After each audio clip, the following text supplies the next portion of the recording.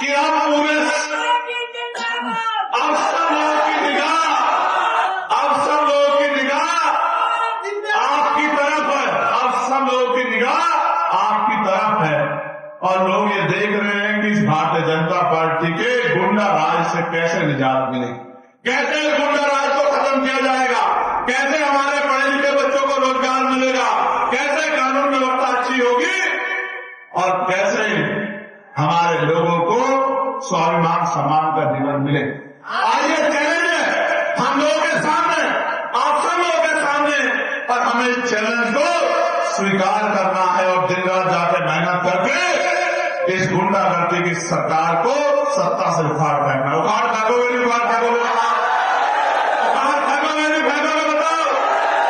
प्यारे भाइयों, कानून व्यवस्था की दुहाई देने वाली सरकार लखनऊ में कल ही, प्रदेश की राजधानी लखनऊ में कल ही 3-4 दरिंदों ने एक बच्ची का जो है उसके सम्मान को छिन भिन करने का काम किया।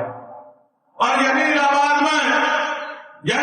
यूनिवर्सिटी के छात्रावास को लेकर कल मेरे भाई जो आज सड़कों पर उतरे हुए थे कि कुलपति जी उनसे अच्छा व्यवहार नहीं कर रहे हैं। यही मैंने अखबार में पढ़ा 2 दिन पहले, यही मैंने अखबार में पढ़ा। प्यारे साथियों, क्या आप इस सरकार के कामकाज को अच्छा कामकाज मानते हो?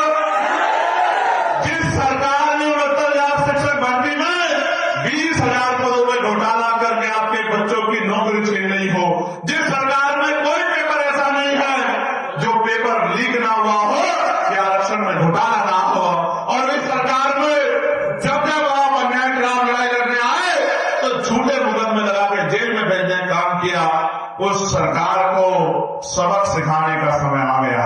क्या मैंने कभी आपकी लड़ाई को कमजोर किया? क्या कभी आपका हाथ छोड़ा? क्या न्याय में कभी आपको अकेला छोड़ा? क्या पार्लियामेंट में कोई ऐसा विषय है जिसको मैंने आपके नाम उठाया हो? आशा बहने, आंगनबाड़ी बहने, भोजन माता बहने, ग्राम पंचायत सहायक, रोजगार सेवक, पीआरडी के जवान, होमगार्ड के जवान, पुलिस के भाई जो मजबूरी में मुकदमे लगाते हैं, हम लोगों को ढकेलते हैं, उनको 8 घंटे की ड्यूटी मिले, सप्ताह में 1 दिन छुट्टी मिले, बॉर्डर स्कीम खत्म हो, इन तमाम वेतन विषमता दूर मामलों के लिए मैंने पार्लियामेंट में बढ़ चढ़ के आवाज उठाई।